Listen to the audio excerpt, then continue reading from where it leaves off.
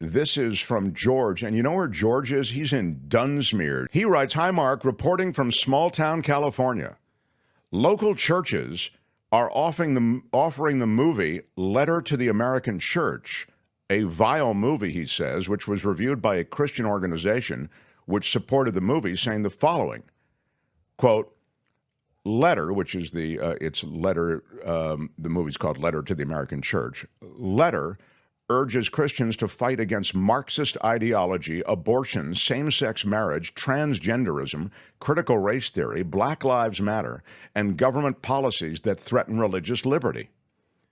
Then he goes on, he says, "It's an insidious way that tax-exempt religious organizations are engaging in political activity to encourage the election of Trump," he says.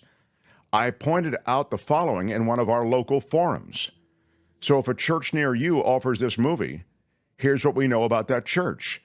If you are gay and thrilled with the legalization of gay marriage, this church is offering a movie to tell you you are wrong.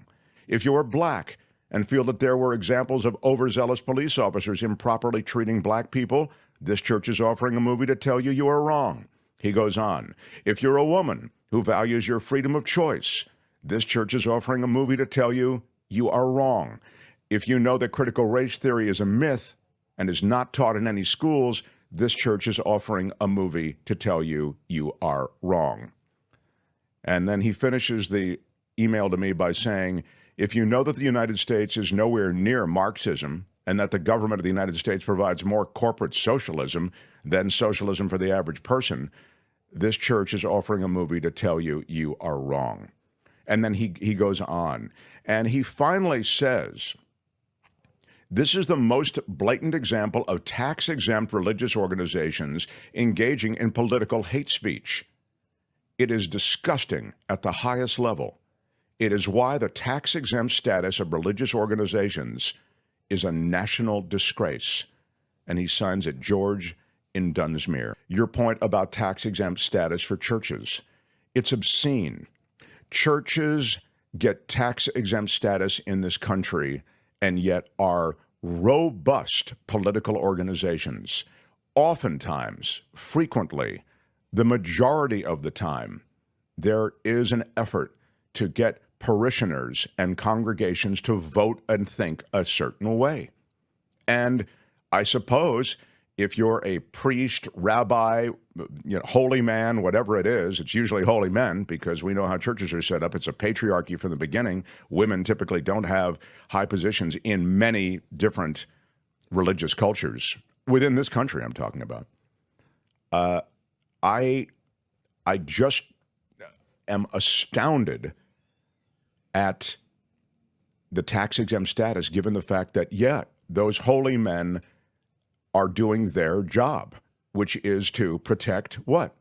Their religious beliefs, whatever they are. And so, again, if I were a holy man doing that stuff, I'm sure I would be banging that drum, just like they're doing it, saying, if you want this religion to survive, then you have to keep it away from the secular society and secular government that's coming. And so you point to the Democrats, the evil libs. They want to take your God. They want to take your church. They want to take your belief. They want to take the Ten Commandments out of the classroom. They want to take religious icons and symbols, the iconology of religion. They want to take it off of buildings.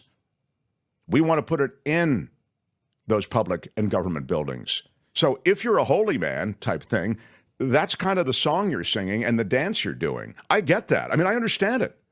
That's probably what you're supposed to do. But as a society, it is outrageous that that kind of speech and that kind of message can be tax exempt.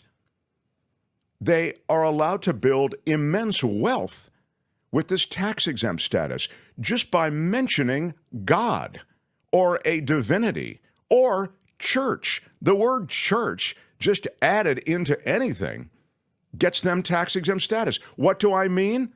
Scientology. Scientology has tax exempt status. Now, Scientology doesn't have a God type structure like we traditionally think of it in Judeo-Christian religions. There is no Muhammad, there is no Jesus, right? There is, I know, I get it. Is it Vishnu or whatever? But it's a different setup. It's not Vishnu, it's Xenu, I think. Vishnu is a different, anyway, the point is they call themselves a church and they successfully browbeat and frankly muscled their way into tax-exempt status. And they're an insanely wealthy institution, the institution of Scientology. But hey, they're just on a parade of wealthy institutions.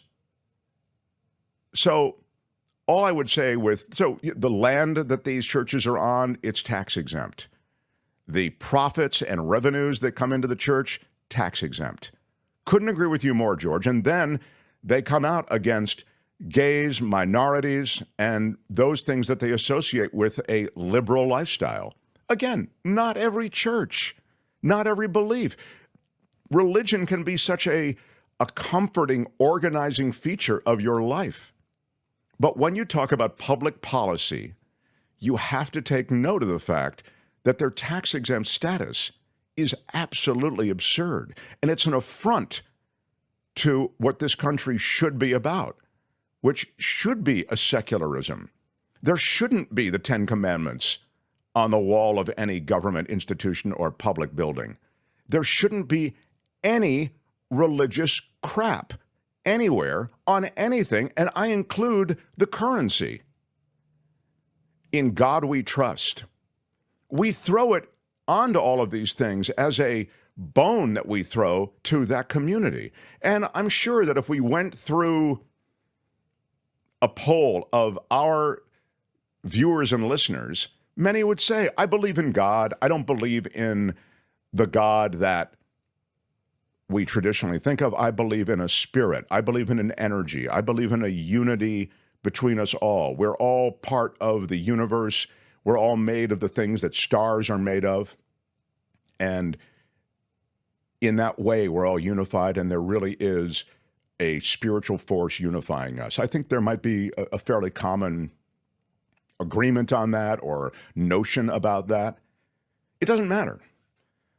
It doesn't matter. Whatever the notion, it should stand in a secular society independent of things that are associated with laws. I don't want laws laid down based on any kind of religious underpinning. I don't need religion to know that murder is bad. I don't need religion to know, I don't need a commandment to know that stealing is bad, etc. And you don't either. So I need it out of government and out of our legal system. So George in Dunsmuir, in that town in Northern California with fewer than 2,000 people, thank you for your email. I agree with you 100%. And your email, frankly, is a stark reminder of what's being done with a lot of that money that comes into the churches and religious groups, right? It's a well-funded documentary. The new messaging that's associated with the Federalist Society, with the Knights of Malta, with the Leonard Leos of the world, it's powerful. Hi, it's Mark, and I thought that was great. Hit the notification bell, you'll know whenever there's a new video being dropped, and please subscribe to our channel to help us save the universe.